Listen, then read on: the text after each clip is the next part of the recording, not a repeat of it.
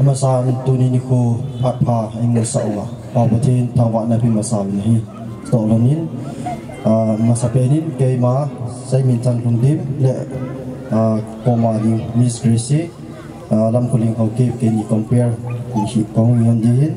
opening prayer elder no kuzang okay mong yintin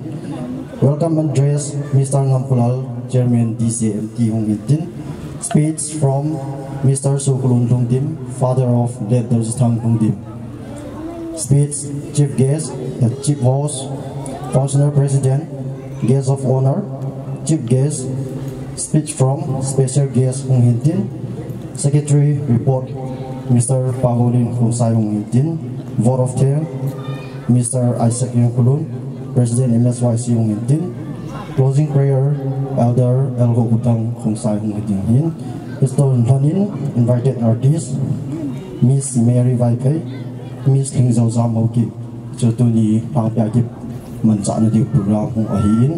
Mr. Lhungdim opening prayer. Ay naipit yung elder na kusang ama kung tanahi. Hizing banam kapaw putin. Kasate kanaw ti hoben loy pau ham talo Doujathang ngai lu nazala. Ito bang tono men hin bolawa tunia asai ni ko bang thei dinga nangin phani pe jewin ko magi patho maspen kan sevin he pakai kijip sunga jong pusu kyang soi lo boina to lo ampun gamle binan ni chai sa ho jong pakai na ko mai ki patho se dinga tamin iso zo si jong na ko magi patho ave kan sevin he tuni ka program mu phatom cha he na de bangin nangin nei pui bin lang ni man chai sa vet ya suboi theo yu se ne da do pe yu ngai cha a ichi program ina kunai lanin e ho hing pakai sumena ka tu mehi to in bana welcome address to presentation leading pa Ngamkulal Chairman Doujathang Memorial Tournament kain team masapenin tabang phatpa ipiu papathin thangba na kain bi masapenin hi akhat vei chan na anom talo gulang Doujathang Lhungdim Memorial Tournament closing ceremony ni khwa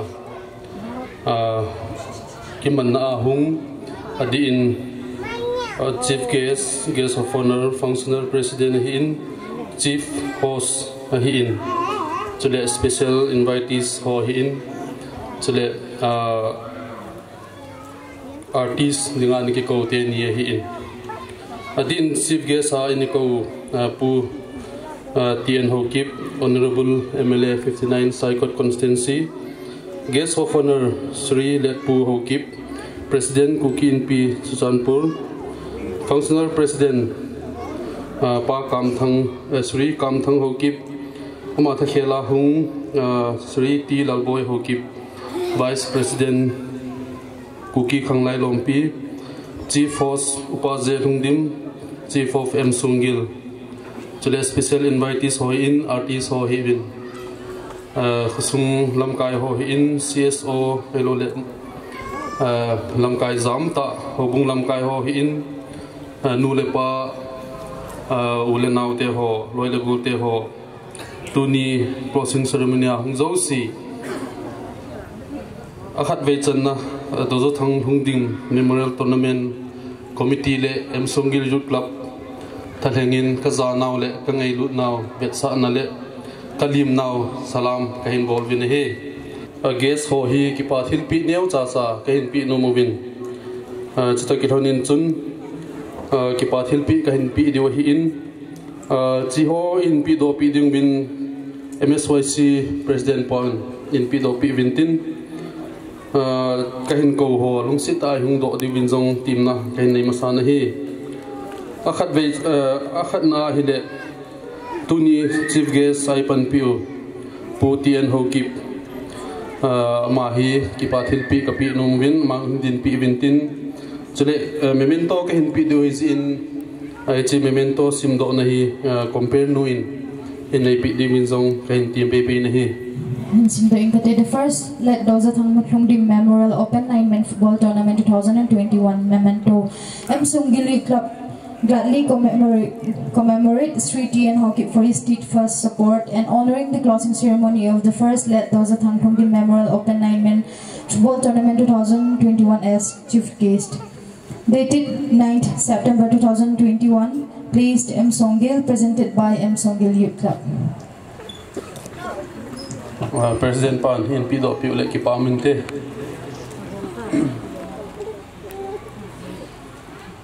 Bana ho hi hung ki pangdi zin hung sim dok data intin. Guest of honor Sri Let Pu Hokip President Kuki in P Churachanpur.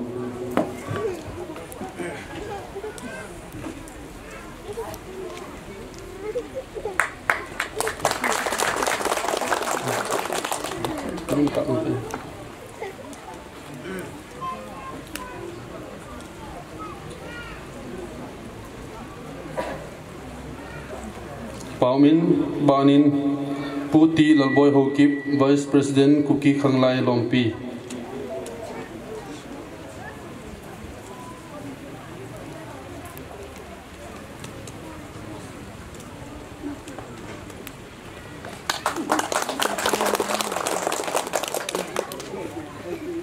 Banin Chief Force Upaze Lhungdim Chief of M.Songgel.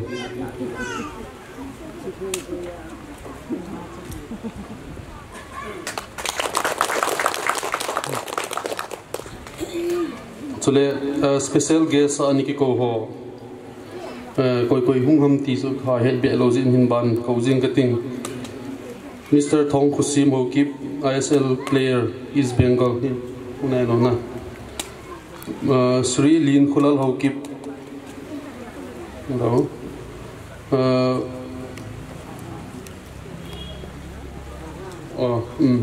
Sri Lin Khulal Hokip chu pi win lang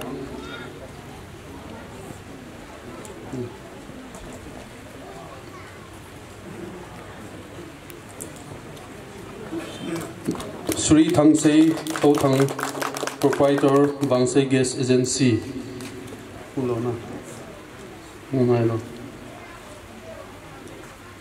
Sri Langkhulun Hokip Chief of Ngoipai.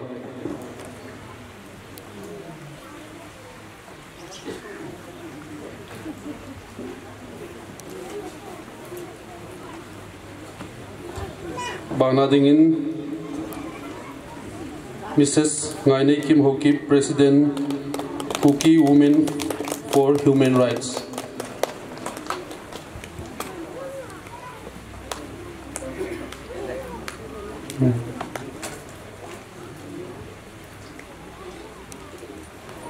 Banadingin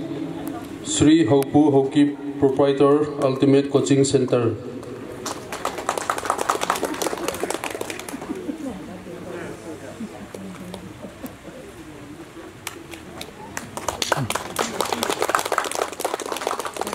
Mr. Thanglal Hokip, Social Worker.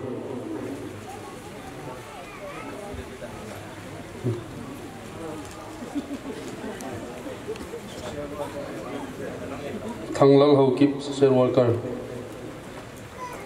Banadingin Sri Let Khulal Hokip, Proprietor Gomun Enterprise.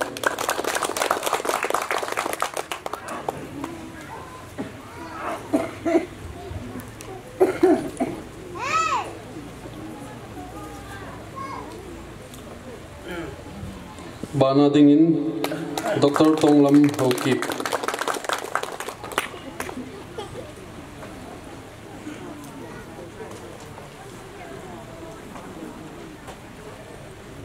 Banadingin Putong Minthang Lhungdim, Chief of LC Mall. Tong Minthang Lo na.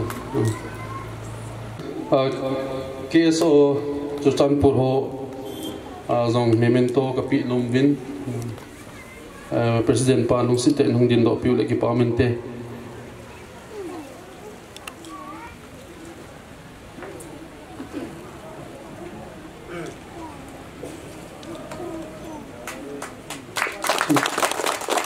Bana Pu Lalmin Thang, Chief of M Avom Tuchung tournament mahin individual prize dấu si pu độ pi uhi in mà chúng ta dùng cái pa thu sevinsto cái honin cái pa thil pi khát pen pi nong ve ke so Churachanpur ho hi nei le tu sung tournament adinga second prize in a pu độ pi uhin cái pa thil pi ka hin pi u chan chu tan te tu ina bana pu solun Lhungdim gunhang Doujathang Lhungdim apa phat ka hin pi masa penin hat patai pi wa pathin thangwa na kan ki masa nei sule dunia chief guest ai pen pe pu tian ho ke guest of honor pu let pu ho ke functional president pu kam thang sule chief host upaధ్యాయ Lhungdim ma zo si jong kazana salam kan bol nei sule ang khomi pi o se ngai lo hong jo se jong na bon win ngai na salam kan bole kita bang tournament hin gong do M.Songgel ka Ahsi si chuang ki pa thu ko se ni chule abana anoi do hong pang DMJT amo si jong ka ki pa in chule zit le ya ula na sal langa chule minali han lang chule ke le khom na su chom hi jong le aden case o hin dang ho min pha the tam ti me ke ha min pha la ka min pha lo ho di jap loading je in social organization ti yen ka tin pan chi tournament na adinga pan la a san ge lo heng tai chai the nau pu chule tu nia chai na program chan ge hong hong za ho se chwa jong ka ki pa na kan phu do ni un iti bangin ke hin bol nom se nom tam ti kan nen ka bol zo puin board ho lam kai le chairman secretary le chule jut ka president le secretary to chule dunia jin gunai pen pi ho se tham kha khat ngai lu nisma ko na ngai lu thilin pul thap kha sa jong le ngai lu thila ka bol pi no movin ka ti bangin tam ta se ding o min se lo ding o min la ka ti bang tam ta se ta puin ka tin pha jong kin o de vin tin til pha na bol sung wa bol ho se pan la ho se committee hen lang social organization hen lang dul kam ho jong la bon sa sunga ka ki pa na kan pung de si su hian tin ama sa pin ding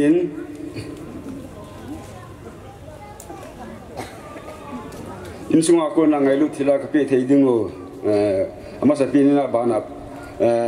wujit guest utian ho ke honorable MLA fitna sai ko in tin kanu in pon khat in sil tin lang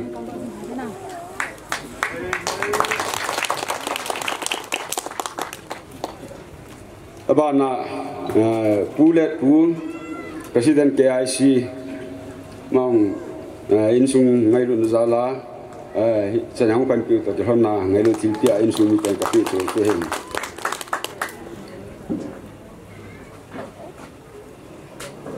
abana functional president aki ti president pung hi jong le akhiran sol jena ma chwa lang ke pa thu sen chi da kran sun in sunga ko na ngai lu tilin pol kan sil pi abana chief host ko dang hunga me hin Songgel house pu he na ma jong in sunga ko ngai lu tila tam pi thu he chi to kran chun aban zomin president MSYC le general secretary Zong pun hai kasih pin lewan nama sapin president Isak Hem Kulun president MSYC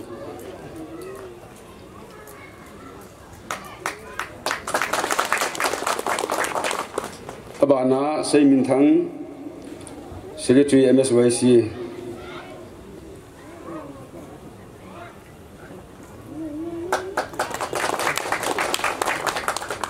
abana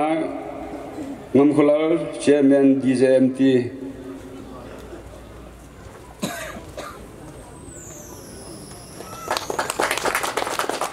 abana James Pawuglen secretary DJMT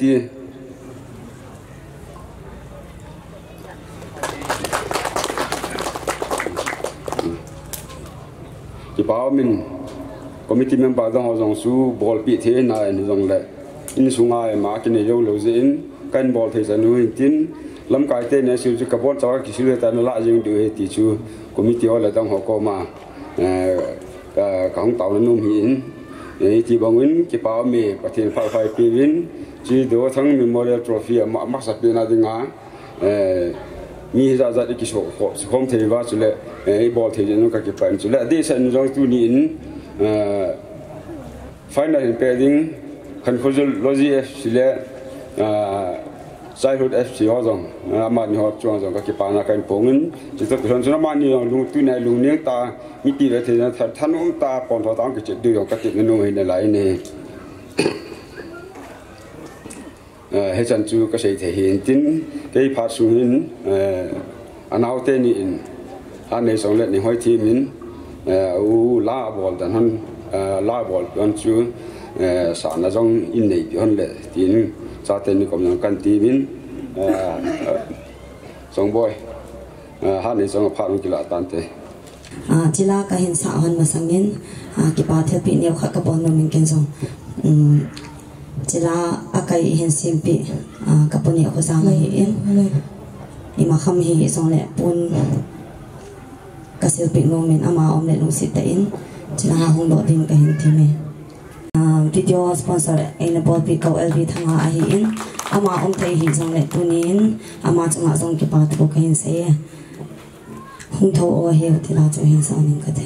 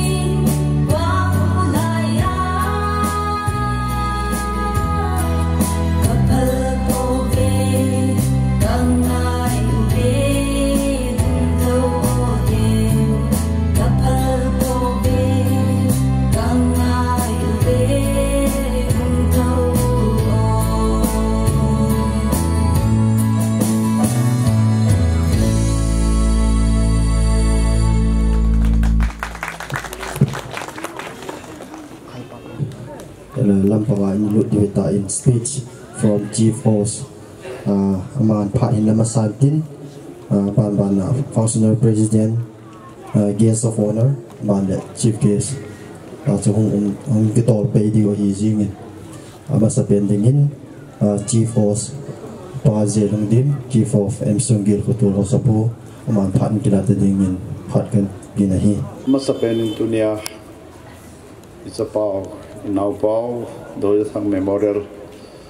Tournament closing ceremony hungjo se adin chief guest ahin sudah functional president sudah special invitees hojau se hin sudah ngade pate ngagol honbon sabi potol hausa hinan kangai duk nau kazana salam kan pv sudah hitamang phat pha anaum talo Doujathang Memorial Tournament tam se lai chal ha ba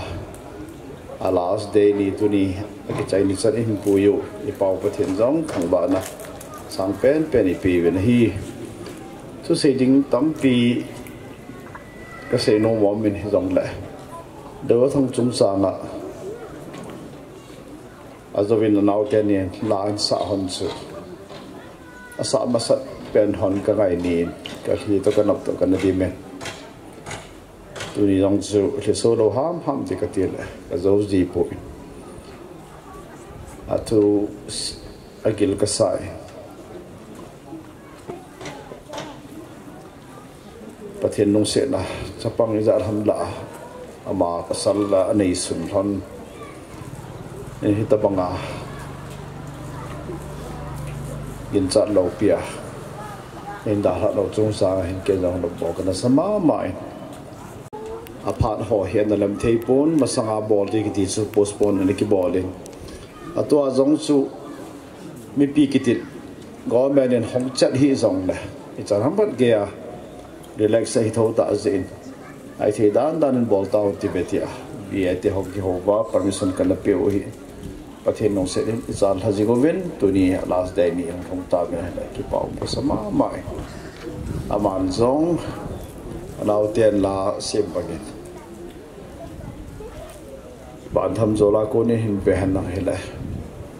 adong thai ma man de ti tu ni ke ma zong ka ta san ka kan phong to no min hi so da dunia fangsana hong adin ngam jang tian hau kip pu tian hau kip ke man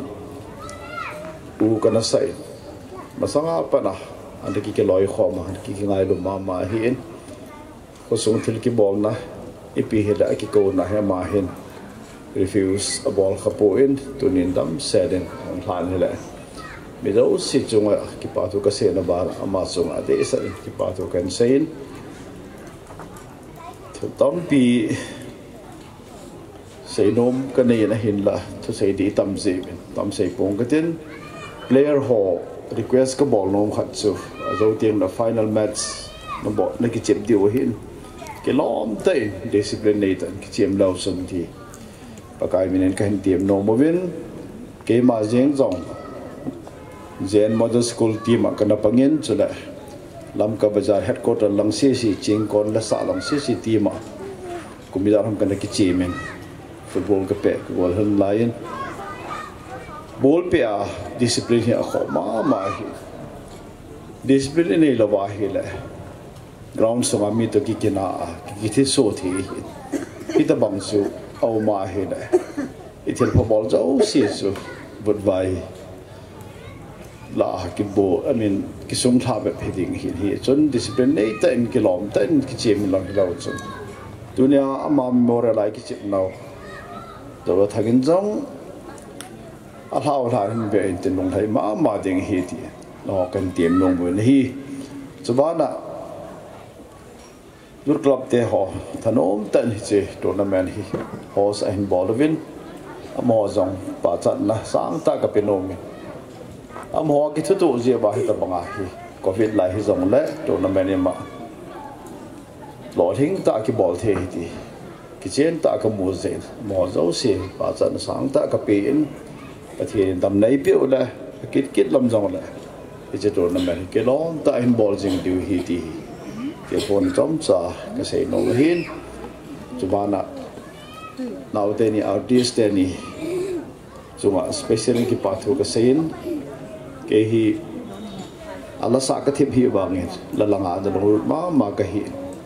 mà sang trong chun ku ga tiền en ko pe cái chi rồi ông chấm cha cái sayประเทศว่าใจละสหอยมีแต่appreciate อีบอลนะบ้านว่าสุงาอีประเทศนู้นอาว่าใจละสหอยกี่ปาปีมาโอหิตีเฮียถนนตาปันละจิงหัวน่ะเดชมินหอยตาเห็นเนหอนดิ่งนว่าได้เห็นโคเห็นจุดประเทศบ่จังอ่ะพนมเตียงเลยจิละจานเนหอนจงเลยเดชมินก้อยเปะประเทศจะได้เห็นเอาฮีสมัยเราเด็กๆกันเตรียมเท่านั้นสุดละมีปีเจ้าเสียตัวนี้โปรแกรมกิจใจจันสอบเกยเด็กๆแต่บอลจะเป็นกันเตรียมเป็นเขาสาหินนั่นแหละวิเอเจ้าเสียทักแค่เด่นตัวนี้หงเจ้าเสียเวรกันไอ้ดูน้าวก็จะน้าวสลามกันไปกินเป็นฮีจันจูก็เสียน้องมิงเต้นเสียเกลบานกันไอ้ดำตาถึงกี่ไปAbana dingin functional president po tilal boy how keep KKL lang ako nin kahin kawin iti zauting lenunga may revive pain la kanay nasapi ulatin kahin time utin how keep honorable MLA 59 cycle Ahsi male guest of honor who let po how keep president kukin pi Churachanpur let chief host pupa Lhungdim chief of M.Songgel le special guest ho le organizing committee ho so le artist ho yan lang social organization to home PK so human rights lang yan lang hubung pa pastor hello le tu dam khom zo si ama sign janas lang kan pim san hi ke ambulance lottery draw ko bol gudun tu sanai sum ka su tu lo lai hin ta so lo thelo ta so phai lang ma sumla ani khala num da chi hin pa ke ho long ta khop thang riêng hin ta ma hong jo no ma riêng na hin la pida apart na tu lo ti dang i so ma so na na pang ta ki khong jing hin so hin tin tu chung tournament ki ba kyang kan ki pa pi ma riêng ai su do thang hi masang sun student union ti dan ti ke su youth club lang an hai jong le akyo ke kel te ja hi kyo executive member ho khale ni sang fel lo hin tam do ko le zan hen lang ji kan ama hi office president ti hin yong ke ma jing win ain la chung bathen khilbon lai tan tan tin su mi hemin musa ke ti pon ni sun kangai lu ma jing win tu na hi ta banga kyo ke kel te organizing committee hen lang an ko ten ni gyal lo hi ta gyal le các cái mà riêng mình chỉ cần sử dụng tin tập bằng tournament thì ama mình tua số người club mình xây hình cái ngày đang là sang ngày liên rồi scope liên rồi district level ham phần cái ball năng là ama người Churachanpur còn tiếc sai thì mi số tu na số trong sa cái sử dụng tin số xây đi tầm gì mình sẵn tin để xem tu niệm lâu mình dám khắc tu sai số organizing committee lạ từ đi ra không bằng thế pon no se lo na kham ai dong le tin san su tan di pai numa mi revive pe ama na setting ko ke ni lungdim la ka ngai tu le ka hin ho se dang hi o se lai kan ho se so vin isa lai hong ki he dol na chung na tui vei bang sing mai long ki ton mang bang hoi tho nan mang ta pu nge tin ka de ka chi pi e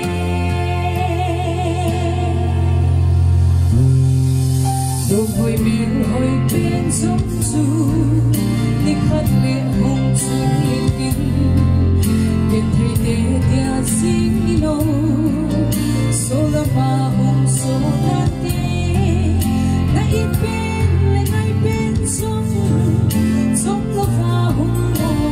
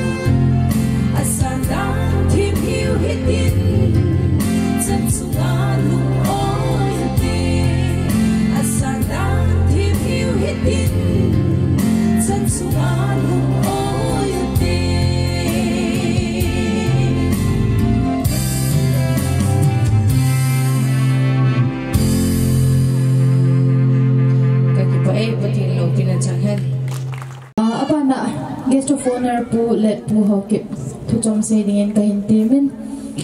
hi zoting le chief guest in part hin kiloding hi in tu in pu let pu part hin pe tu ni Rama chief guest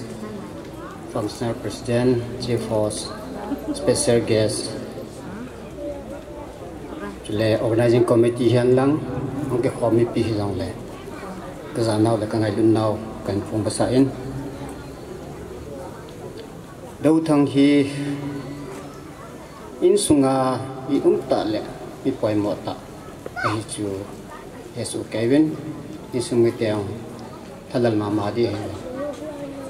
chung chu na ko sunga jong zu klam hin pu a sin mo om lo be ko lang khat ne chung chu na jong Churachanpur district hin cái hôm là chôm xia xòa và này là này cùng nhau không cần gì cái dòng cái dòng này xuống ạ con cái loài hôm giờ hiện bị phát tạ xin thấy ung tạ xin món lục đẹp khát ý đúng tạ ấy đã là cái thom hồng tạ khát chơi chỉ ý sự kề bình hồng thô sự kề đúng là thom hồng sự kề thì cần xin ở bên ya hi society jeng ajong ama amlo hi ama pan mun di han lang sule amlo ni chi hin kiman cha na sa ho pa chi sa ho a lungela lim le me hi ki lang ji na lain mi ama se hi pon mi tam ta ki in ko be ya I um ta ta chi ya I ho ji nang chi ding chu hi la mi wang pha hi na khat chu tu chunga M.Songgel club le chi DGMT hoi ama gel do jing le ngai lu ta sa na tournament conduct an bolwa pitia mi pi he thele gel do jing am thei pa hi isumi te hen lang o jo si yong le wang si na chung yong le ki pa na le sule nong lai na la de kan ti no men Doujathang ngai lu na le gel do jing na tournament a hi ti hi sumi lawa nong lai lo na ai lo la ki ne bo tam lo wa judge ho le organizing committee ho thu ngai puma iloi pau inau pau ilo la iu pau ama memorial hi isu ni lo wa mi vet trading le program chane ngai ta na dunia hi ki pa ta le ki lom ta ki chai chi ni wa play ha la ki chi ni ka ti mo dai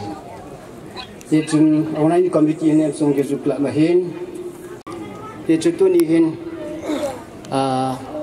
cookie in pi in jong nuya ke hom pi CSO lam kai ha anahin ahin kêu hi sum le pai nei le nei lo thua hi lo ba yung tip na wa chu to hom pi khat an hi tiu la ke yong kwa kapun na in ya chu kini hi jong le Doujathang first memorial tournament na yes yung tip wa ai chu na kan ake pa am ka sa in ipi chu ki tho pi jo hi jong le organizing committee ho ma ba na an bol zam zo jing da riu le phem khat hoi lang phana pan chen ri win cookie in pi Churachanpur le jang tham khat ke thok pina ka pe no win ni chun organizing committee khat pe nung han lang chi ka zo kham kan po thoi ki pa ta san pi di win kan tim no win to ka na chu ki ma pa chen chu tan ke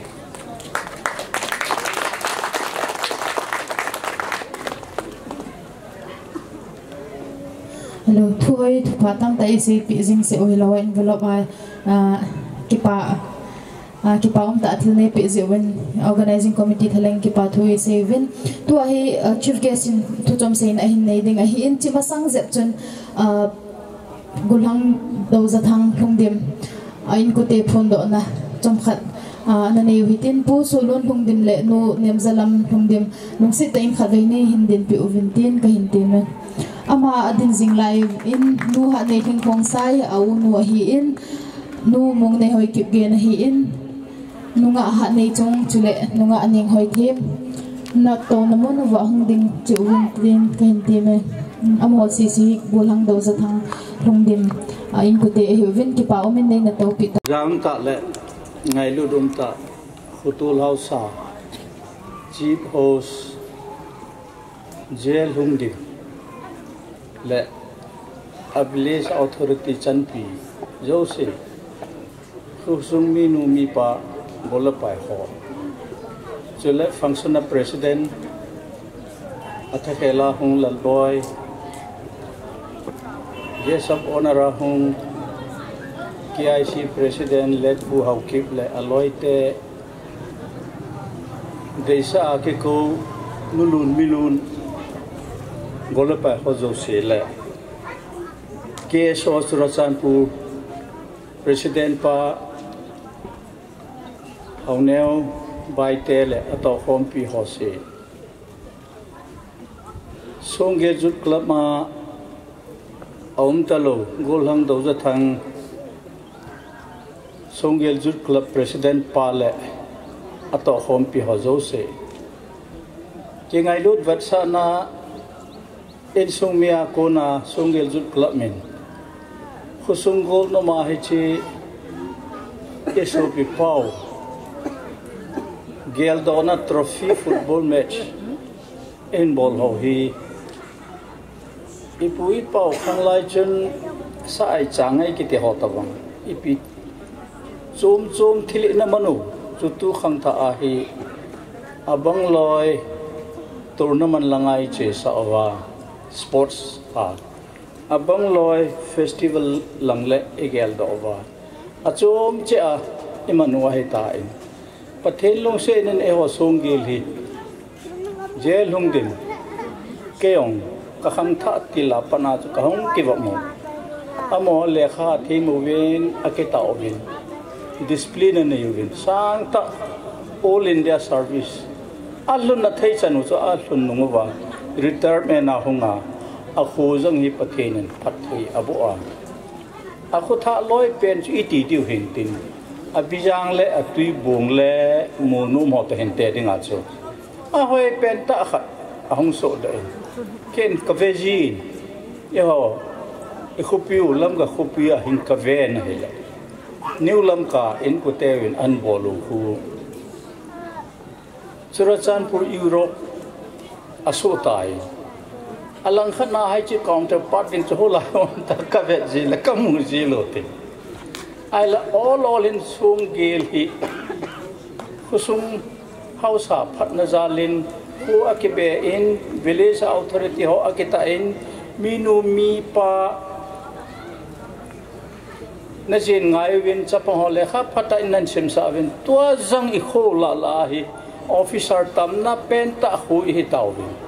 hi chu pathin phat thei bu isang ta ve ti a hin ak ki bewang ki bezo ta tapun tin a hin la in chen lo chen sa le nau te sang ta hau sa pu thun na sanga sang zo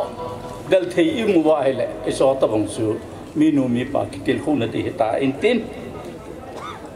Doujathang hi ko lang pha a hi lo ai le kun a in sung mi le a sung mi zut club le a hau sa pu le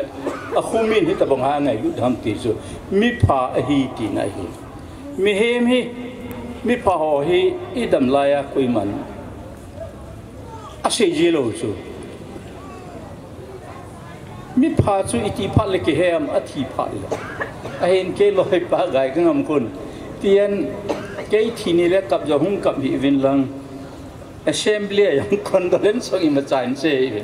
dam la ki ngai lut ken ka ho sa in thin ma ki ngai lut ka ho sa ta po ti cham ka kun anyway pathin ilawa aumen tu hin igam sungu kang in khola veng house jo sen itai ki ga ovin eung kiloi khom dil lu nan le mi to sa to yung bang de evin a kho pen ta chu chapang education khosong mi nu mi pa thungai gam sung lam kai ho thungai kiti chu formula I bol to masang se vai mi to isolo di we ye jen e ho model village khana hung su do Songgel khuwa chu tam khat eti ho chu kain je hi in tin tele tu nai cha Manipur ngam sunga thule la chom iza ho bi thil ki dang ai pui kum som nival district council no 6 schedule no election in nativa 1990 khanga lam kai ho ain bolu chu kum som ni tabang an chi ai le phai janga in ku teu to ikinu to no khat uma hi su pati no hon jong amahon jong atiu chu no hon jong 8 schedule hi do dal da ta vi ki hon jong 6 schedule do dal da ta vi nge del khom hutin ki tho khom dil taute chuti bo hi ta hi ti chun sei tango Manipur no ha le na hi sa wail hoi langa be hi thei dam na Manipur chu apui ho lai le phayanga seng na ho me li ho hi vinatin number 2 ani ve ya hung root naga ho hi intin athum ve na hung u ki ho hi intin hi chang thum na hon mel hon zot sabi na tiu a khom pi thum la khat apanola iti Manipuri thei dam a phaya tia kan dal khomut no lung sit na zal le no ko na zala ai chi sei thei ding la se iza ovin kan dal khomula a ching je a fel je mu hitalo di et schedule an mu zo wa hi manifesto ki koi thei tamo mo lo ka di pi thu ta ai le manifesto koi ding itil masanga ki koi thei et schedule amu nu ma ki koi thei ta lo o chuwang so ka ta poi no ho yong hiti ni gel hi gam sung khana hi mitamte ahung lung ne wa hele gam sung gen the ha sa na hung ba hung lung nom hi gam sung a chu a thom te icha nen ki pinu jong le lu hang jong le gam thei ya ki hlem to the tia hung ki ai le tua thing hang mi lam ka iza nam fa ni congress prime minister congress president agano pha no wa chu e ho Congress government ibubi team chu ai bolat kum som nival wal chu district council election bolu wa na umuham ai leka kino to na hi tabang hi bolu vil lang 6 schedule sanga phazona bolom ai lo la 6 schedule change comment kom tango atiwa hum acha hum peng do ai leka kino to na 6 schedule sanga phazo bol taw te ka kiti in bolu le kum som tabang experiment hun ki bola so fail he suka iti fair state mercy ngan cha na omen enforce ki bol theitulu mi pi thinglang administration government chu minute government to fail he ta so a fail wanga chola election hung tingla ithanok theidan danu ikichu ikina ikisa no katte district council election ki bol jota ki dam dom tan ta assembly in bo ki no la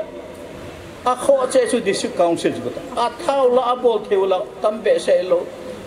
ekina se dana no chu khusum kinat yong hitalo nula pa ki ka la jong kina na hung pin hi chana at this price apatom kha ibol lo wa le chi pi hi ti a chu hung ki ngai tu a kum Dr. Chaton Hilera Committee Chairman ahi akim tu vela chu ikipan hi ta chu en bol village authority at jong amendment to hung ki chi akichai thim tam kiti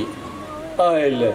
MLA ho idong ki halpa na chu Dr. Chaton hin recommend boarding gam talo village authority at jong chu aile district council amendment tha din pa chu aile kachai nai lo al aban kitama ke be pa thangjalam president chairman ki na hilera committee ama ko ma chapata ka se ki wa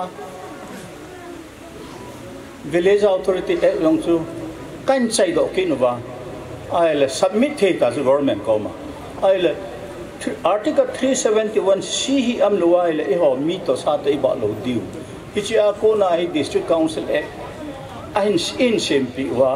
hilera committee yung hichi basis ako na chu kumpin a hijin hichi hi sempat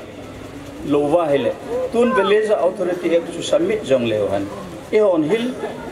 district council noya sa din itiji uwin kisu ponte khat masat sa jo taute kak kitiwa chairman khat kan thanu tua Alfred Arthur kitipa ho che sub committee chairman angan hi juga thangjalam chairman ang heki aban kina chairman khat leisio kitepa ko ahung hiki kan sando ki nu amano ya so abana kan simula to pa ko sub committee chairman anga na pa ko khangtha ma hi in fel thobin nong lai wai lai tho thin manipura lawyer ho thinglang lawyer ho igoi i bol khel ta ve achi delhi langa supreme court lawyer ho retired judge ho aki goi lo ale emi lawyer ho jong hi khuti ta sun zo ta san ai pui mele ho nong mai jing ukila tiu tai tabang atam zo ai bowe ati pha no kholang da hilang idal ki sumbang ka kiseng ta be ai le amo chu edo ta awa chu no hilera committee in biham na ngai cha no angai cha pe nu chu 6 schedule ahi a 6 schedule kam mu thelo pha no wa chu ibobi government atula ya jong 6 schedule sanga phajo kata poi bo ru te ati ale birien jong chu tua cm pa jong hi cabinet minister anahi ama jong hin henge bo ru te to ka bo ru le fail he chu ka ti ke ho chu ka ki to no ba mi pi phat chom ding ka ti win a hele wang se dom ten member ro sa khaw wang tham cha khat phat chom na umin tin a member ami mo je hong chu chief guest che now sumla pa yong chu division che ki no ba chu ka ti long se na ma chu ehon la member pu tu chief guest ki ko yin amola abol thi ma tambe se lo akim khat chu apoket money yong ki sai khat na ta di tho ve ta haya chu ilai na in chu ta bang thing thang ki wai po na sim hoi dinga chu sum ka ki senwa supreme court retired judge holoi tu a supreme court lawyer holoi kan goi pha na wa chu ido ta ho six schedule sanga phajo a six schedule chu ki de hin mei lo anaw ngong tai majority na ngongai ta i chun ai anu mu chu six schedule sanga phajo kanu me ati we hin phadi ham ta ka bolo le six schedule sanga phajo chu I macha a heket ta hin atha khat apha mong khat ta de ta we ti na de u ji ta bang bo ham ta se ba ka se ta chu gamle go iti hu dham ti 3 article 371 c ipu pa ku enforceable na thading khat ani na thinglang ki wai po na iuni na so fan flow tam khan hu ma khusung development rural area development kapat chum pdu ti ho kan se ata chu MLA le MP law sim ding development agency lo pichu MLA MP hi jong le development chu government of India policy hung chin tin BDO ho hun akito so ke di block development officer ati khu BDO ko SDO ho chu ele gamsung ki vai po na vetu di ti hi bo chu hi chu hi in ele adang dang thil kho ipui pa chondan culture custom kite ho judiciary langa kain bolu pha nu wa khu ke hon ka sei tao chum ke ho thil de hi village authority chul ka chai ichai ta wen ke koin a matter of time submit it tantin judiciary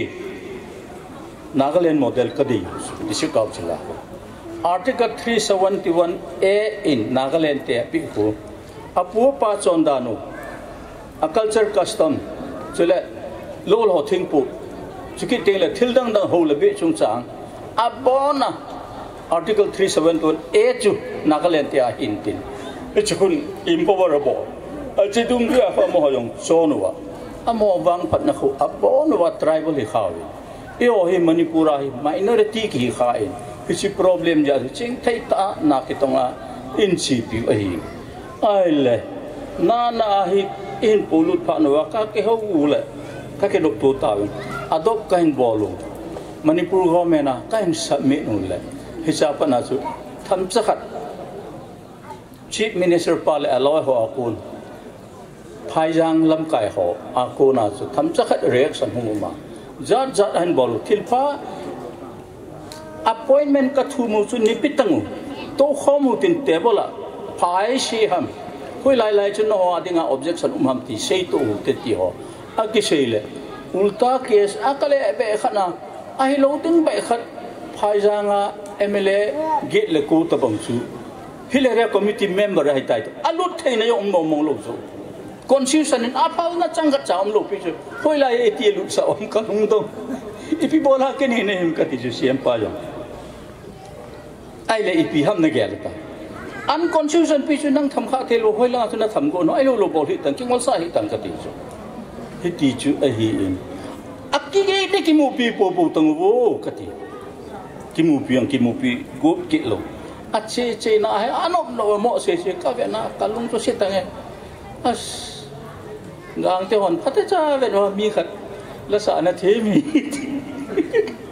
alum hoi mo ve sha la sa na the bam tiu chu gang te ho la sa tim the mi hoi mo lau te la sa na the mi na thit ka ye tiu a khat nu khat pa sun khe la kap ti chu ai ti ho bi sin tin chief minister pa chu ke gol la pai nau te bo chu lung chu se tang he a ka le len so nin tin se ngai lo za an ke sin ka ngai dang cha dunia a het them hi jong le jing ha mai lo le ta ham le am het then lo ap ai ye chun e ho hele committee te mature ta alung pi ta eum diu imi te ho jong chu tu na het them loi umin tin a het them lu loi umin tin akit athai yong an het them le ki pa hi thing lang mi idam na diu hi chi ti lo survival dang aum ta poi lung pi tan ki ngai tu tin chiu te tia ka lo ho epil ka bo ato ai kidang ta naga le ku ki aki ngai lo te ni ui le kel te ni chu anok mada hi biren government in go hom diwa ta hi a hin chong chu ka sei ki thu phalo lo sei thei lo de violence method pot to thei lo de tia chu kan chele chu ti hi le e ho NGO hila vested interest ne itam be se ta win e ho political party chula nang BJP nang Congress iki ko to win apa khu sung la khat sa yum po win je chun student ho dam na pen he tiwa adi e kitia student ho kuna ta chu ta student ho hi cha te nau te hi jong la amo hi supreme elo prime minister of India ai lo ai le president of India kom chan gia manipur thi lang mi tan ka deu che ya chu ti lo ai le te lo di ati theu ei loi Sonia Gandhi ki tile Rahul Gandhi chu elam kai lin hitai ana khu ngai ta di tongoi tiong le ki ham ngam lo din aju ki ting le BJP langa lam kai hong chu a prime minister pau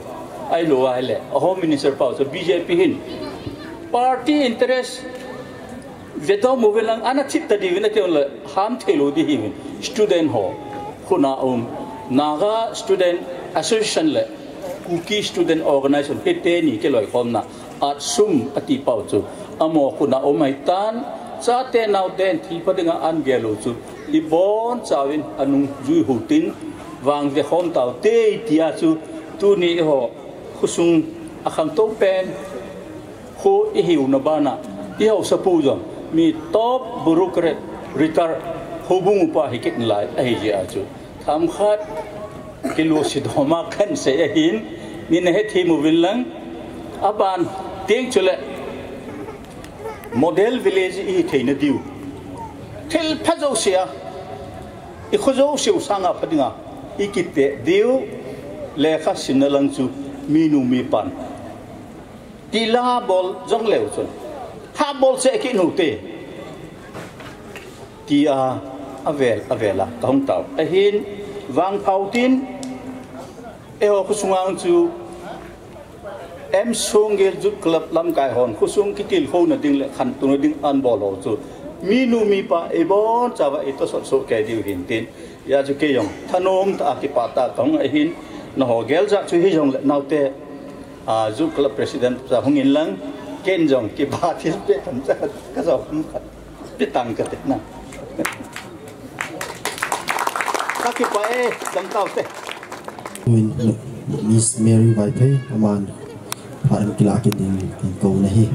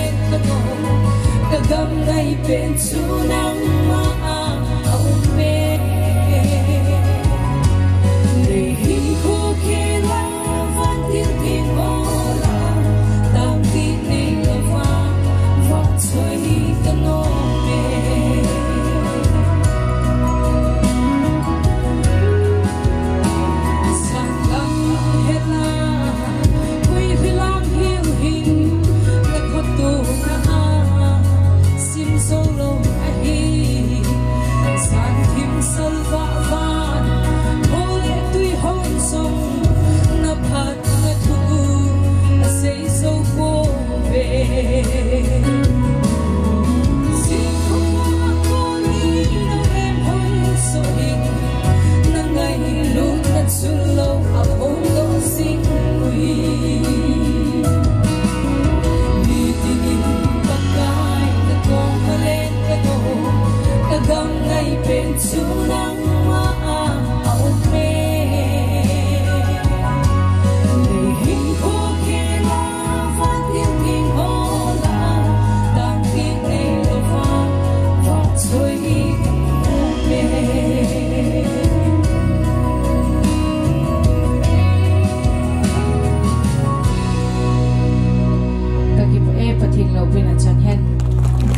Min nunga Mary la thu chong sei na phat chong chan na hong hi tin special guest hola thu chong sei no om le phat ka hin hong tis ama sapian ni to bang phat pha te ho ipi wa pathin ka thang wa in chile tu ni khuwa ei hin min pha songgel yot te ho chunga zong ka ki pa na ka hin phongin chinaba na tunia amalanga hong to pa te ho bin chile amalanga pite ho hi bin nu te ho hi chule nu le pa ahung ki khom ho no masanga kadim hi ki phatlam nan kadim in ji jo ke no masanga thu ga so lim thei di su ka hi pon zong le tu ni khwa hilaya ka hung din thei na hi pathina ko na thilpi ka chi chit na kichi abawa hi pathin in ei thilpi tu ni ka hung din na hi ka che football ki chi mi khan hi na zala cho hilaya hung ding theya ko ma hin hi chi cho pathina ko na hi in pathin ka thang wa in no ho ma sanga ding theya ko ma hi ke ma chi na thip na chu om pon hi jong la pathin thilpi wanga che tu ni khwa hi lam kai zaum ta pa te ho hi nu te pi te ho ni hi din gole pai te ho ni no ma sanga ka hung din na hi ti chu ma sapena ka hin sei Sen sports langa thamkhat thildang dang ho chu hi la asei ji jong ka he pon a hin la sports a ki chim di ho jong chu ka mo hi ben ke hi jong la tu ni khwa ke ma experience a ka ga sei nom chu fun ni hin bor ba chen hi chi tournament na dinga deisa na ke jong chu ka ki pain a ji chu football langa hi la ahi na thei chana chu min ei min pha na chu kal sun de thildang dang wang chu ma cha ki pon hi jong la football a hi ji chun i het kham khama hi khang tha han lang chule aki chim ho dinga hi cho chu chang khat la ni am ho phat chum di hi jong la tia chu ki pa ta ka hong a hin ke yong kong ki chit til chun to hi 9 men na bolo hin ke yong kong ki chip ti la ya chu hi cho ta bonga hi ki chim ka hin 9 men a ka ki chim he 9 men dunga chu hong ki chima hi cha ko na chu hi cho jong hi lo lin na a zawe ti chu tu ni khuwa ki chim ho ko ma jong chu chapang football lung lut ho dinga chu hi chi 9 men cha han lang khosung han lang hilai level cha hi jong le ipi level hi jong le khosung han lang stand han lang ipi hi jong le alung lut ho dinga chu kipat na lol hin na chu aniaw alin om poi phaya ga ki chip se se chu lol hin na hi pon hi je chun hi so dunga jong ke jong chu hi so dunga ko na jong chu hong ki sei lin ka hin chinaba na dunia amalanga hong to ho nu te o ni win pi te o ka ga amu chu ke yong chu ka lungmon om chu min na je chu ke ho hang lang kitila cycle gang pi jang hilanga chu sports ji in ei jong ikichip ti la ya chu go lang chapang an ham chu ikisu to ikichip jong chu anup na khan ei wanga nu le pa te pi le pu te ho hung ji ho avia hung o chu akisei do lo wang chun thanup na chu za chum be na ti dan chu alo hin chum ji in hi ji chun tu ni khwa hilaya hung to pi le pu nu ti ho ni win no chunga jong ki pa thu ka hin sein aji chu ke ho lang chu an hiu la chen tu ni khwa he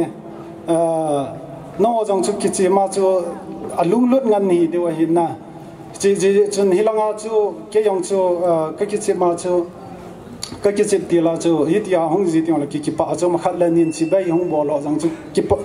chapanga dinga chu e hi ti pha na dinga chu ki til kho ma he iling khanin chibai hung bor sang ji chip zo ting la ate lang ei lo le nu le pa te hon chibai hin bor chu chibai se hi wanga chu in khwa chu hi cho chu kimial chi jinga hin na hi ji chun hi cho chu ka gial do ala tu ni khwa hi hilai mo na khang din thein zong hi nó dòng chơi lăng cho nên ông là nó dòng nó giàu tiền điều hi gì cái lò lên là tiền hành lang cái hít chân cái con phật là tiền hồi nó dòng nó giàu về thì cho phá tiền hồi nu tiền hồi lôi là bài tiền hồi mi pi tiền hồi nó trong dòng cái phật thu cái hình xây này xây đi dòng cho cái hình gì chôn cái chim hoa là aga hồ lim đi cho hi là tham khát nôm đom in hitlaya nu le pa ei sanga ching ei sanga thile ma so ma sanga ga holim so di jong chu ke ding ki phatlam omin hi je chen hi chan chen hin chai ta nge re ki pa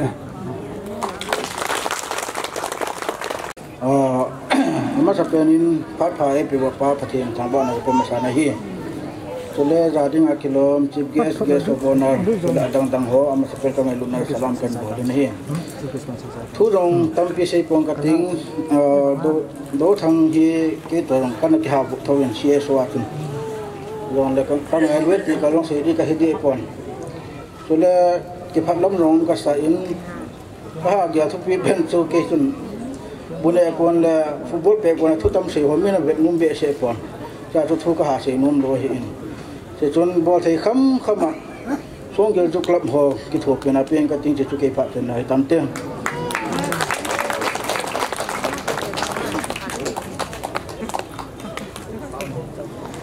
Pingali ke mana ki go zing lain nga zo zamin la kha hin sa pe ulatin nga zo zam tin tin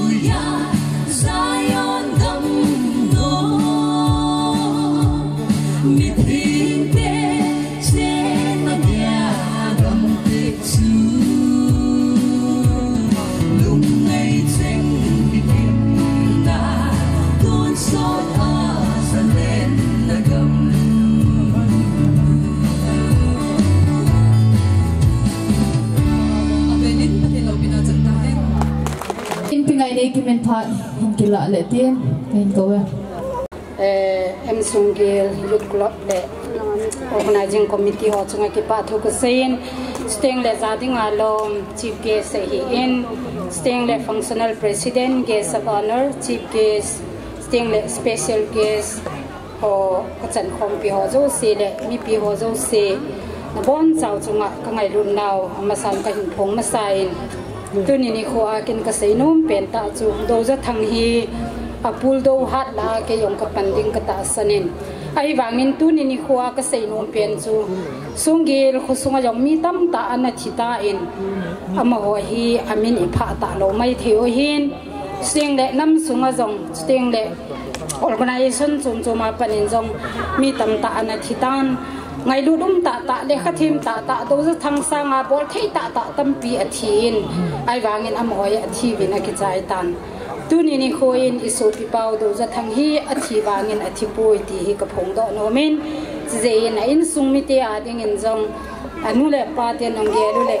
chapa khat sun sun ki ne ya tua chapa ka nei ta lo ti a asu pi tam ta jong ki thaliang vai di wa hin tuni ni khoin mi wang pha pen na hi ve ti ka sei do no men aje chu athi wanga ama hi thi ta lo hin takinep na to ba hi le M.Songgel Youth Club in Zong ama trophy hi tu kumgo hilawa ahin che pi di kata sanin kumtina thatina ama mini ki phajing ringa hin M.Songgel te go hilawa hichilaya part in the zong se in Zong Doujathang hi agel do jing ding ila wai hajing jeng he tin ka gel do in dong monong ka sain hitabang hin gong M.Songgel Youth Club le organizing committee ho pachat na sang ta ka hin pe in ana thil pha bol hi aga mong mong eti ka ki pa pi vet sana in ke ma jong nei de sa no to thona to munum ta nei pi to thonin pan pi na neu cha ka pi no min ka pi zo le ka phat in cha ing ka ting pathenin M.Songgel Youth Club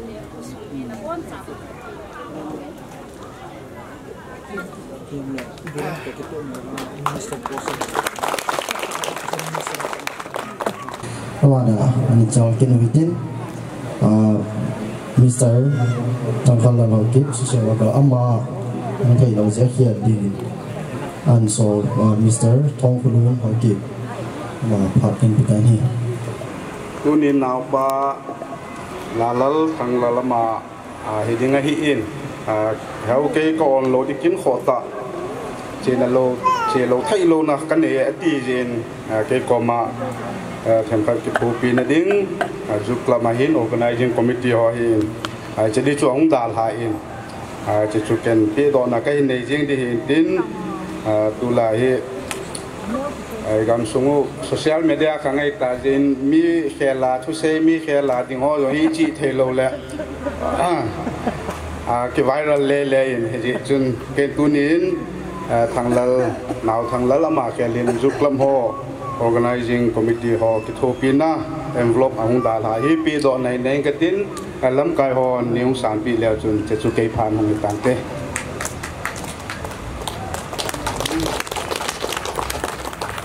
Mr. Dr. Tonglam M.Songgel man phan kila M.Songgel MSYC eng le committee DJMT alo pi ta an gon na chunga special invite in Bolivin tuna ngo josi khana chief host kapu je Lhungdim him functional president him guest of honor him chief guest go tian hau kim him te le mi pi ho josi na bon savin salam ke bole nisa ha hem lang zong le tunin ha josi hi kibichin na hi ima samawa thilum blazer hon anga jingo hi to kilhanin seidi jong le sei thelo na phat chom hin pe ho hi phat chom la ka zawin hi jong la ka tu pa Doujathang he jing na aki pat na tournament ki pa ta tunia chai thei dinga yum to kilhanin kin jong invite in bolu to kilhanin thil pe neu cha ka pi no min chu club president pa ngin tin chim la pi le ki pa min te chanin kaphat jong hum chai ngaling gate Kipamen dunia zam ta chief host functional president guest of honor chule chief guest hin chule special guest artist chule civil organization zam ta alam kai hole minu mi pa ulena holoi le pai dunia chilai program hong hazausi nabonun kazana salam kai bole dunia chalai mana secretary report bol thei dinga ko uma program ti ho mangthe am jiven pathin chu thangwai nam halang tu chung tournament ahung ki bol na pe ne le ahung ta lo golang Doujathang hin president hi lai ta a president MSYC ana tu jing lai ta a eina Lhungdim sanji oga ato khom pi lam kai hon ama gel do jing na le jing na dinga hichi tournament hi hung ki manga hi in kumbul main ha chun hichi tournament hi bowling tin phan ki san a hin la gamsung ha sat na lesat om ji in anake vo hain August 19 ni khu in pu golal tungnung chief guest hi nain opening chu anake mangin a hi hichi tournament chunga hi le Doujathang ngai lu a tournament a pan e hin la piwa team hi Songgel le ni a hi in team Songgel le ni a hin na bana match hi zakhal le sagi a kichimen ni kho ni som le ni gate alunin goal ki khum do hi le zani le som thum le thum hi in yu club mina hong pang do hi le yu club mina hong pang do hi som le khosom le kholi hi vin memorial team ko a hi in chule football academy hi thum a hi ve chudo kilhang sun CDSA happy na no ya chi tournament hi ki organize hi in CDSA affiliated no ya chi referee mi lia ki guin sumle pa hi anaki ha sama ma jingin ahin la khosunga hi hanlang gamsunga hi jongle kine pium ta khala lam kai lang hi hanlang kine pium thei ta ute pa din kitupina neo ein bol piun chuta kelon chun ke association purin runners up dunia second prize runners up Sang-som-ni dangka Sang-som-ni ein sponsor piwin chule pool almin thang misau chief of misau havamin individual award ai pu do piun chuto kilang chun in sumi ten golang le Doujathang he jingna trophy dunia laya ki tum do ho hi amo in sumi ten golang le Doujathang he jingna hin pu do piu he bisi chun amo ding ni pio kha bai kho ha bengena na beng len ke paminte dunia final petting hi le childhood FC versus FC Kankology hi win hiji chun minu mi pa ulen aw loi le pai ti ho match hi achei chan nei vet pi ding win avel veling ka hin te me ke ma report ni chan chu hin tem ke ma pa goling khung sai secretary subcommittee ka ke pai amasan hi tabang phat pha AP wa pa pathin thangwa in umhan lang chule tuni phana hilai muna ungha jo se kazana salam kan bole tuni phana ni som le ni git 19 inungha det 19 a chu ani ke pana tuni det 9 chan ya he ni som le ni git iniman sung wa hin ge so opening a ho hin chule tunia closing ceremony hong kal song ge so jo se a hin chule special ge so hi in khusunga minu mi pa chule sale thanga hong kal song ulen aw pile pu ho jo se nong ho za la hi program hi lo hi he ti pa hi a vel velin ka hin thong chule tunia hi ke jong thu tam se pung ka ti ke pa ma jingin ni som le ni gel hung ki bol sung hin ave am kin lo le chun akichi moding jong nom po hin sa le hanga hung kal sung chule khusunga minu mi pa no ho za la hi program hi lo hing he ti pa hi avelin ka hin phong no min chule tu chung sport ki bona hin aminin sport hi ani ki gong ta jong le ape ding am lo le hin thil ani ki wong yong chu pan ne be hi ding hi pathin lung sit na zalin loi pau igol pau ngai lu na zalin izwa secretary pun report hin pitan team som group le ni lai la he hung ta ni le ki pa ma jingin ahung player ho yo se chunga yong avel velin ki pa thu ka hin phongin chule hi chi program hung ki go na hin team hi hung ki vel atam be se pa jom pathin lu se nin Songgel su club min zong sub committee kan ki sim win cha chun chairman ding in gol hang ngam lal pa ngam lal kan langovin abanin pa ngam lal ma in kad na dei ta khat secretary ki hanin ki hola akati le joint ki executive konin golang pau James joint secretary ahin ki hanin abanin finance dingin pa helal an ki han kin chule sub committee ahin pa te mi group da bang hi ka ki la win amho pan hat na zal le tom ngai na zalin sport ho hi chai thia ka mu he ti pa ya vela kan ki num hin tin chule chiba da chun ka sei num kit khat chai le khusunga hin khusung chen do la hin izuin ho sapuna sei ta in amo ko ma vi ho ko ma ka taw win amon jong thu phaloi lin I bol du he I bolai bol da du on ti win am ho zalin jong vi ho zalin jong avel velin te pa thu ka hin pongin chule program ho hi ki nei pha le ho bung lang hi alo thelo hi ta in ho bung upa ho bung lam kai ho hi in chule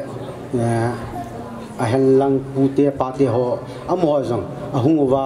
ho bung mi ho bung upa ho jong taw na ho hung man pi na zalu hin jong amo chung che jong ki pa thu ave vel kan phongin chule izo wen ani ki seitan sumla pai din mun ha sat pha du chun ke so ko ma ka chi wa le ke so jong ke phal ta in aloi pa gol pa ngai lu na zalin second prize case pa hi in po do piven amo sunga yong ke pa thu ki phongin chule pa lalmin thang chi ho tha wamin jong individual ho ke po na lu kham hi binan ti nai le ke ho ding in ma khu hi anawa ma ta nai le thil zo si hi pathin thil gu na hi ti pa hi avel vela kan phone hi in tu ni khuwa word of thenga ka sei na a sei hil sei singlal sei walo mel pathin min ki ngai da mu te ka ke pa chule khat ka sei nom ki khat chu covid le khun ti chi Doujathang memorial tournament hi kum khat tu kum bo se hi po in covid le khun akum sa ding hin tu chunga first second la hon jong covid le case wang hin ki la den du price ipia kap pa wang hi covid le na inung tha ki divin tip na ka hin he chan chu san te ka ke pa Hi pao min tu in closing prayer neding upa Doujathang ta na mo te engai lo ka pau bi chen jing kho hoi ta ne mo sa di ke hanen tonin ka chapa talo Doujathang memorial tournament MSYC YC na no yang ki gong apara panana nen ma poi wa tu ni closing ceremony jong pakal den sip ge salang delegate of honor halang personal president lang tele chief ho jong la tele special invitee so jong la tele jet aviao la na ho sa upa ka kam so lam kai ho pakai boy na ha set up lova apha chang holova tele hi program ho phachom cha ka ki mam cha na ho chai thane koi jalvin ka pau ba the na melu pi ka thang lo hi tai pakai kaung ka khan do dui ta negen engai long kal song ha zo se dam ta ai mon alun so ke wa vele chalai muna ki man cha no se mel lova lagaw la ta sa mala ma zong khan to na ma chal na ambe che the ne ding jam kalung gel kai to na ho ka se ka sa ho zo se pa the de bo pi na ang ka ta he pakai tu hen ade en ahung ki che bula pa na ha na hin ne ya zo na hin ne ya dunia final match sa hu zau ding alang alang team te ni hin boy na sat am lova he che final match na hi pakai boy le hela ke chai the ne ding jang na ni ne u tin tin am ka ta he che keu jang len pakai tournament hung ke pa da pa na ke che bol se no dan ho la ai lo la pakai thil som ma isno pha the kina about tam lova tuni chana ai pui pau pa the ne zen na melo pi ka thang lo ni pakai na long se nan tuni ai tabong pha lo pi ta ai pe wa ka chapa mel mu na the dinga program lo pi ta ki go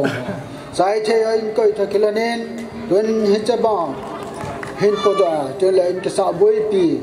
M.Songgel zut club hen lang nola party ho ake sapoi ho zo se na yen phat the na bo cha dam nain koman tam ta ne pe wa kum kit kum sang ni la son ni le ni ting la paka che sang ho zo la pha zo Allah hi ta ba ke pa na bol se he khang dong te ki til kho the na ding le pakai ba the ka society ma chal be che the na ding le na phat the bo na kho le yang ka chan the na de wa kaman ki the na de na phat the ni bo pin te nam ka ta he ka ki man cha song wa long de lo nang ma lo lai lo na ka bol khan pakai ne ngai dam la ka se ka to ka bol ho se nang lo pin hen tia ka ki khan do dim kon wa na phat the ne le na wang bo na je la pakai ba the ne ki thu pin le din pin na ka chan na ki pa thu se jen ai ngai lo the san man tam ta le pa ka pakai je so min na kon ka ta he amen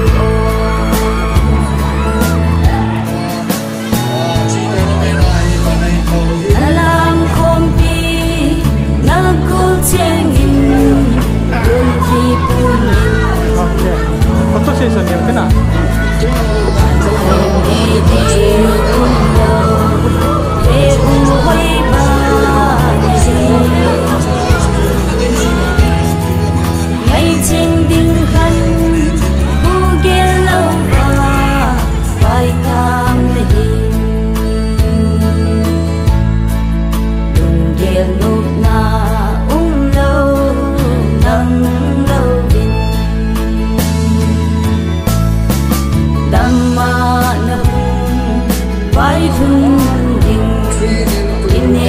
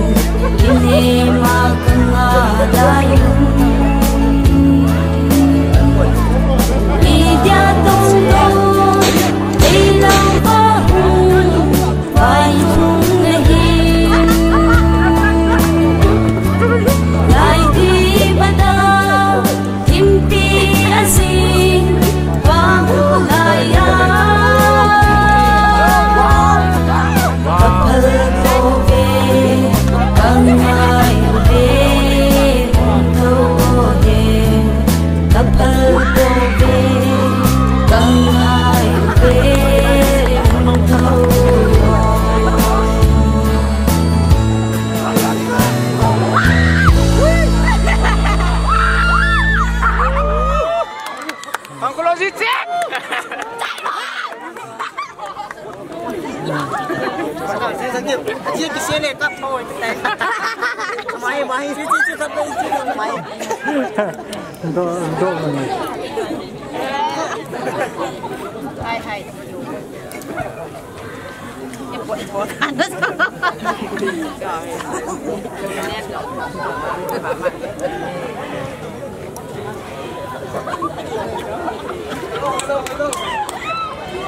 Dah tak ada apa di bawah.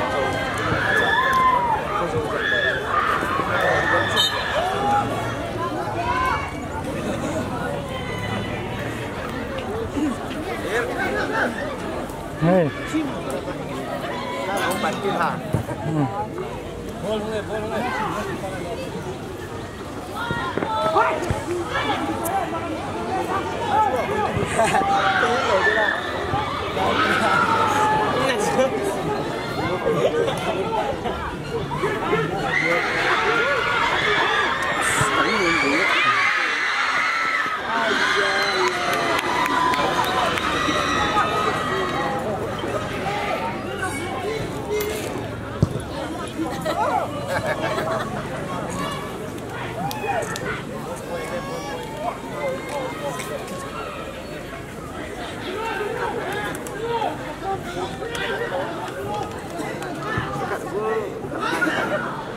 Who?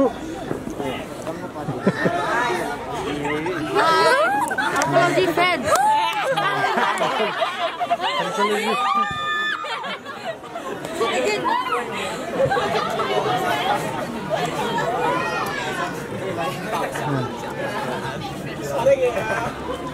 Mana puas tangan.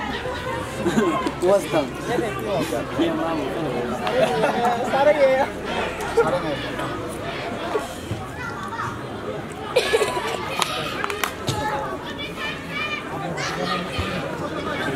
अच्छा hey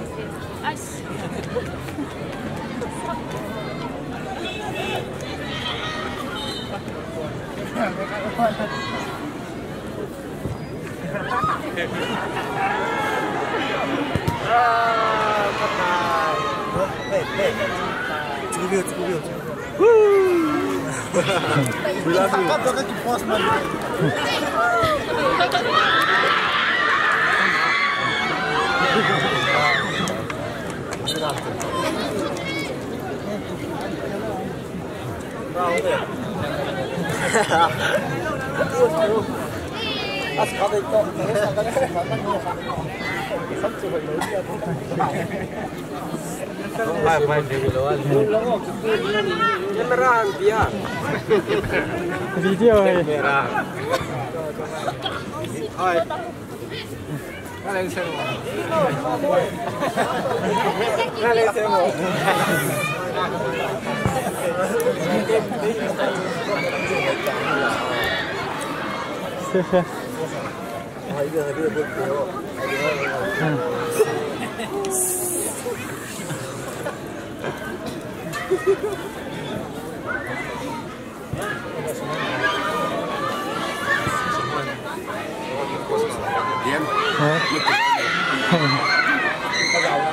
Iya.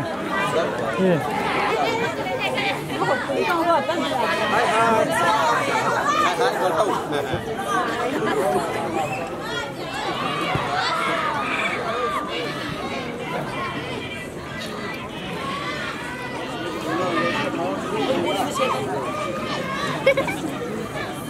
Ngon.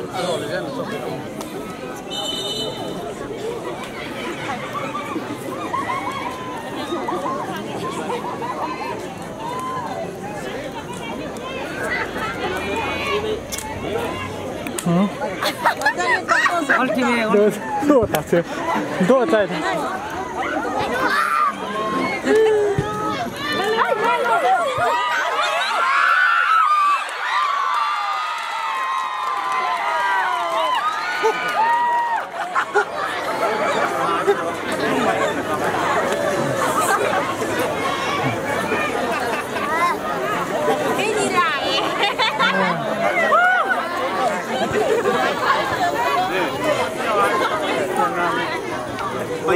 sehat lah. Numai.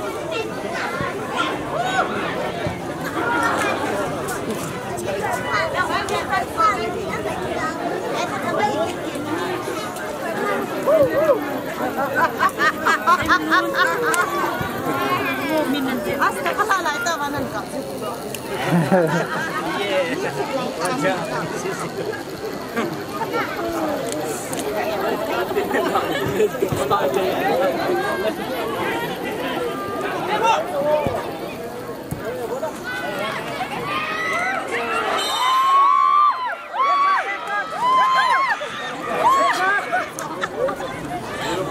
Hei, Limbuan, hei lihat, nanti kamu lihat.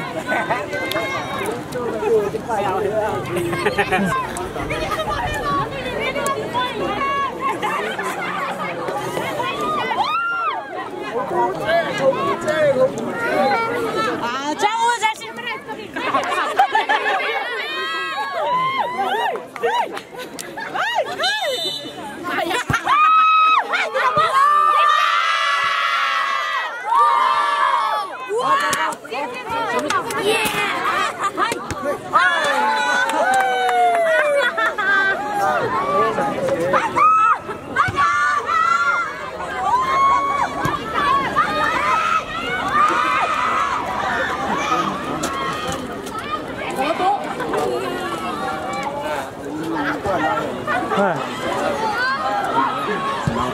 Cây lá lạ được ken chú ngông chú đó như cho dân này hết hả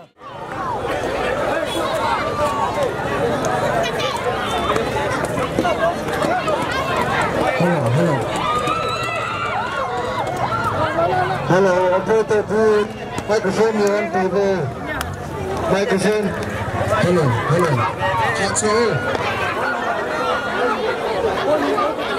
Hello,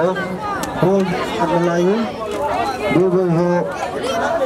go near about the line in Churachanpur.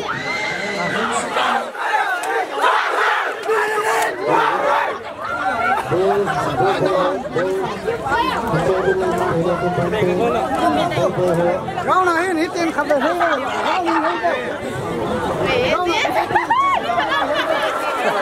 Nói cũng nó hộp ta.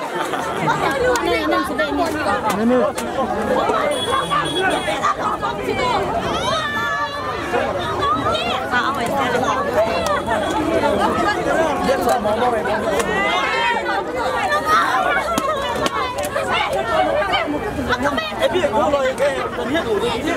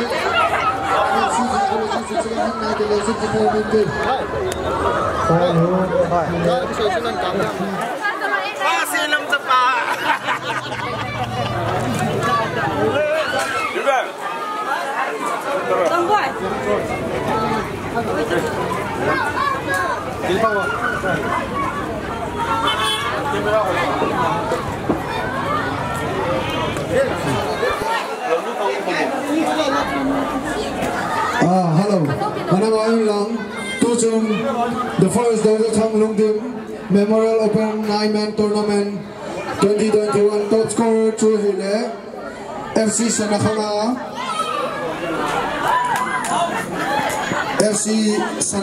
David Lhungdim ahiye ama chi ahin pidadingin palal minthang nosi den chalai hang pimelam David honge Churachanpur FC ako na David Mai tu chung tournament na ding top scorer hi. Ubio khane khu kha me me hote.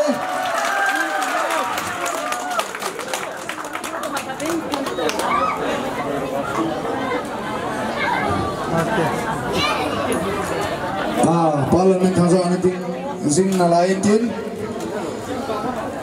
Tu chunga tournament na hi best keeper ding ai go hi in chat vom. Best keeper hi le childhood memories FC ako na Lin Japao best keeper hi ka Mr. Lin Japao best player hi best goalkeeper sorry ai tu chang kia goal khat chang la nai lo hi ni pio kho ya ben be te he ka chong ai UKB keeper a hi Chile, Tuchung tournament adinga best player of the tournament Chile, Mr. Thangmoy. Thangmoy, best player. FC Kankology lang ako na Thangmoy. Ipi ako kami happy na nabe mo di.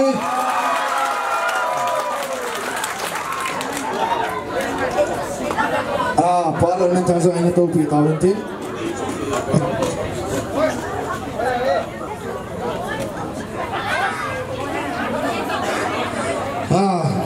Kipam tayin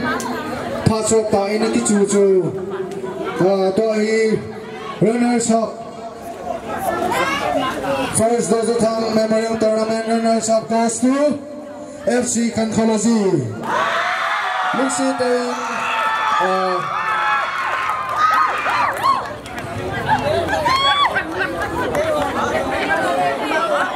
Lungsiten Mr. Special guest ay pangpiu Mr. Thongku Simin runners up prize yung pidaw pimentin Kankology te Lungsiten salangahin runners up ang kila te Leojon Kipao minti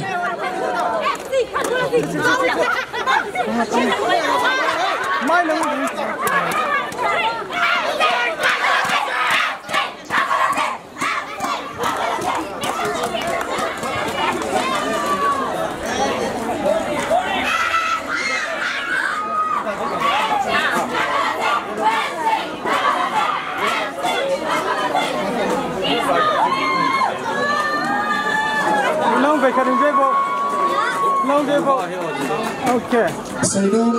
bolon ni parkan pi FC Kankology manager le captain. FC Kankology.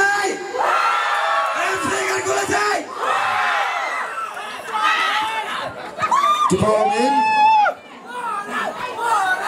Twin. The first Doujathang Memorial 9-man tournament champion goes to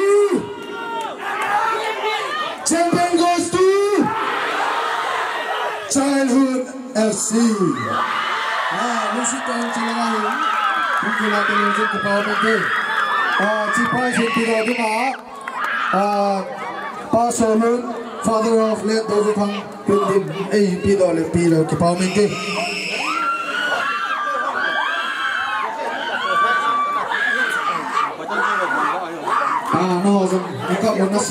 Nasa ino mo ulit. Bolo ho chung aki patu nasa ino mo zone pat game PV. Hindi ka kaya nilaw din.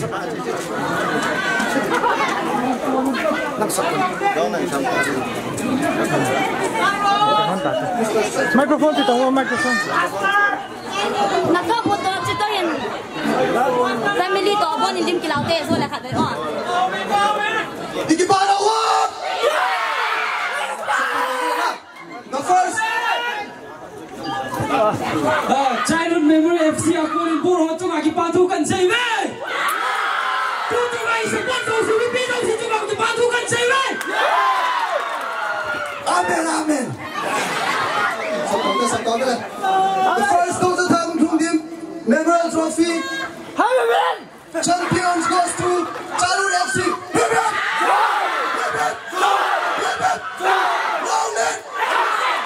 Long live the Doujathang Memorial Trophy. Long live!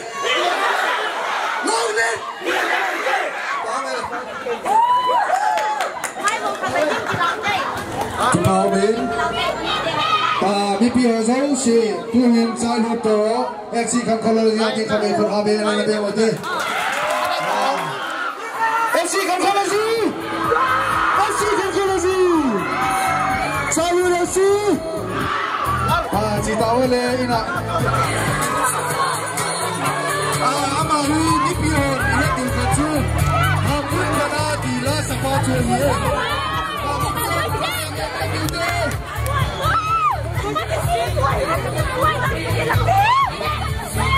What?